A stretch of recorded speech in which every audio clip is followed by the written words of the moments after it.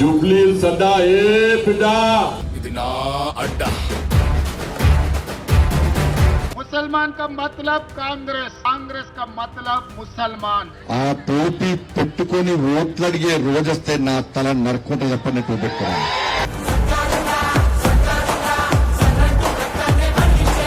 నమస్తే, నేను Yashoda. Welcome to Pallavi TV. Jubilee war climax కొచ్చింది. జూబ్లీ హిల్స్ బైపోల్ ప్రచారానికి మరికొద్ది రోజులే మిగిలి ఉంది. అధికార ప్రతిపక్ష పార్టీలు విమర్శల దాడిని పెంచాయి. ఎవరూ ఊహించని విధంగా కొందరు మాత్రమే ఎక్స్పెక్ట్ చేసినట్లుగా బీజేపీ రేసులోకి దూసుకొచ్చింది. బీజేపీకి జనసేన మద్దతు ప్రకటించడం కీలకంగా భావిస్తున్నారు.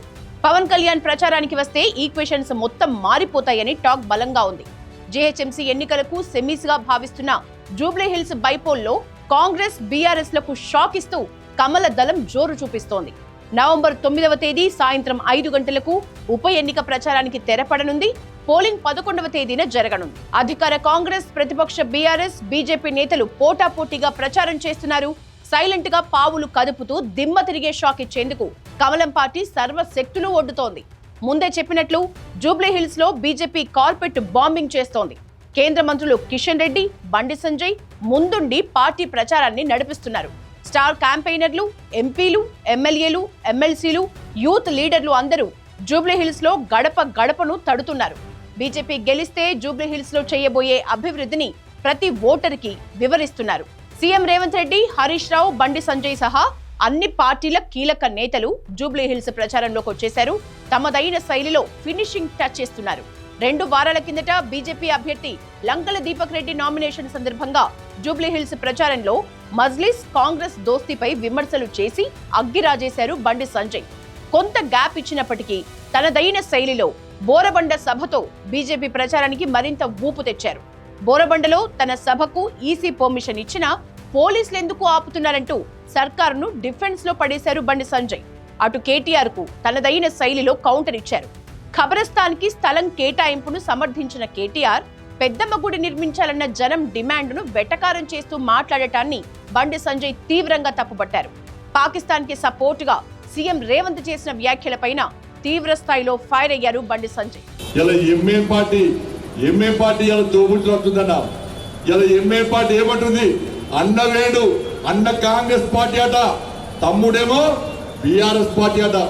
అన్న వేడు అన్న వైకి రేవంత్ రెడ్డి కలిసిడు. అన్న అన్న అన్న మా తమ్ముడిని KCR పిలిచిందట.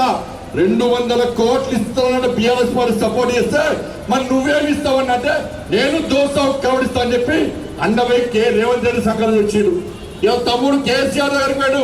KCR sir uncle uncle uncle ఇంక అంకుల్ అవుతాడు. అంకుల్ అంకుల్ అంకుల్ మా అన్నవై రేవంత్ రెడ్డి కలిసిడు. 200 కోట్లు ఇస్తాడ. వాడిచ్చింది నేను ఇస్తా అని చెప్పి ఈడ దోశ కరోడ్, ఆడ దోశ కరోడ్. మాగంటి గోపినాథ్ వాళ్ళ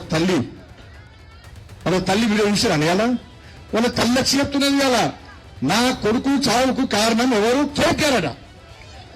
కేటీఆర్ఏ నా చావుకు, నా కొడుకు చావు కారణం కేటీఆర్ఏ అని చెప్పి తల్లి చెప్తున్నది. నాకు కూడా అనుమానం ఉన్నది. ఏమనుమానంటే ఆమె మీద విచారణ చెప్పాలి. అమెరికా పోయొచ్చేదానికే శవాన్ని వెంటిలేటర్ పెట్టి అట్నే పెట్టిండా, లేకుంటే సాటుకు పోయి వెంటిలేటర్ తీసిండా? నాకైతే అనుమానం ఉన్నది. రేవంత్ రెడ్డి నీకు రోషం, పౌరుషం, నువ్వు తోపు పెట్టుకున్నా నీకు తురుకున్న పాకిస్తాన్ రక్తం నీకు పౌరుషం. రేవంత్ రెడ్డి గ్రేట్గా ఫీల్ అవుతాడు. నా దాంట్లో అంటే ప్రవహిస్తే నువ్వు వెంటనే విచారణ జరుపు. ఈ ట్విట్టర్, టెలిగ్రామ్ తీసుకపోయి లోపలి 3rd డిగ్రీ చేసి కొట్టు, అప్పుడు విషయం బయటకు వస్తుంది. ఇవాళ మనం మీటింగ్ పెట్టుకుంటే పర్మిషన్ క్యాన్సిల్ చేసారు.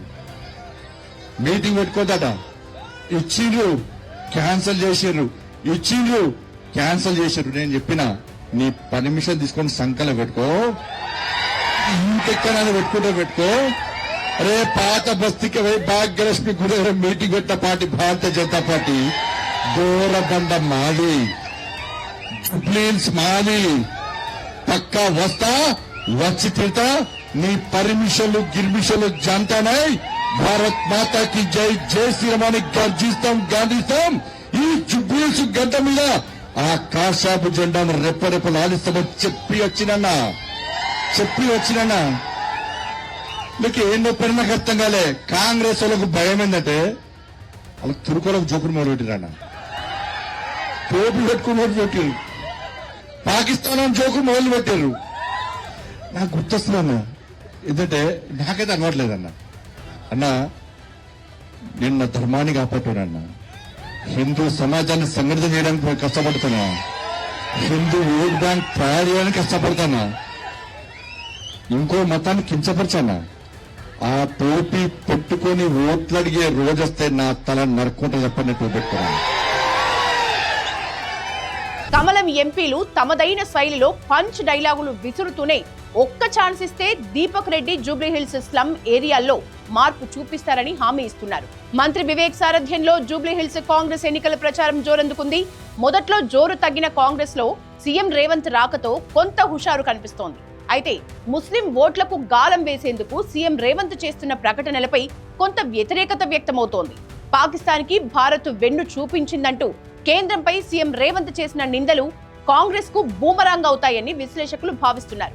కాంగ్రెస్ అంటే ముస్లింలు, ముస్లింలంటే కాంగ్రెస్ అంటూ సీఎం రేవంత్ చేసిన కామెంట్లు కూడా ఆ పార్టీపై హిందూ ఓటరు వర్గంలో వ్యతిరేకత పెంచవచ్చనే అభిప్రాయాలు వ్యక్తమవుతున్నాయి.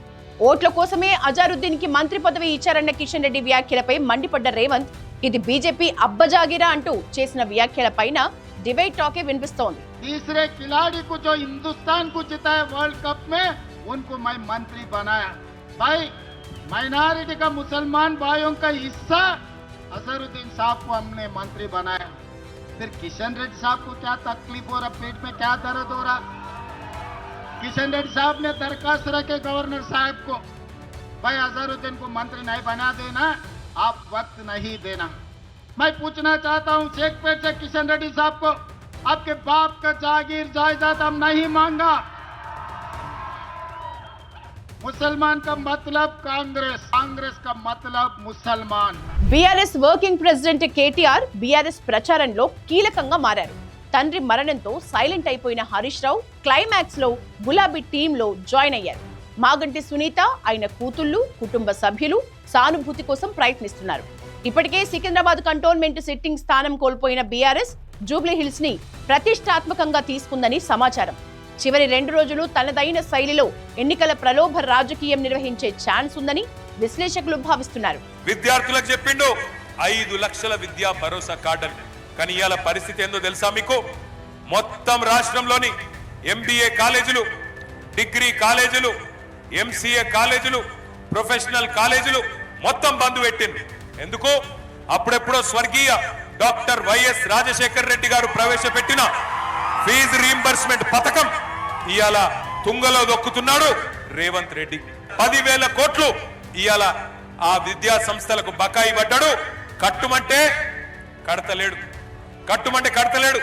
5 లక్షల విద్యా భరోసా కార్డు ఎక్కడో పోయింది. 10,000 కోట్లు ఇవాళ మొత్తం లక్షలాది మంది విద్యార్థులకు బాకీ పడ్డాడు.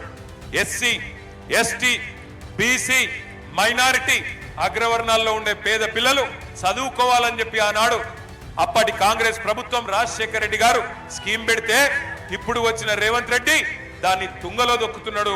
10,000 కోట్లు బాకీ ఉంటే ఇవాళ కాలేజీలో పోయి బాకీ అడిగితే ఏం చేస్తారా, నన్ను కోసుక తింటారా అని ఇవాళ డైలాగులు కొడుతున్నాడు. డైలాగులు కొట్టుడే కాదు, కాలేజీలను బ్లాక్ మెయిల్ చేస్తున్నాడు.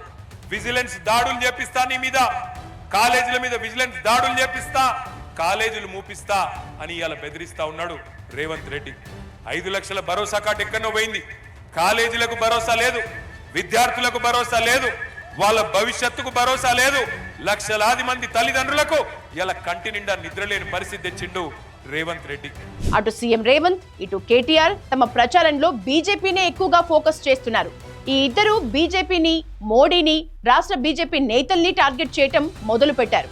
ఇది పెరిగిన బీజేపీ బలాన్ని, కమలం గ్రాఫ్ ని చెప్పకనే చెప్తోందని విశ్లేషకులు భావిస్తున్నారు. ఇప్పటికే కాంగ్రెస్, బీఆర్ఎస్ లకు అనేక మార్లు అవకాశం ఇచ్చిన జూబ్లీహిల్స్ ఓటర్ మార్పు కోసం చూస్తున్నాడన్న టాక్ అయితే ఎక్కువగా వినిపిస్తోంది. జూబ్లీ పల్స్ ఏంటి అనేది నవంబర్ 14న తేలిపోనుంది.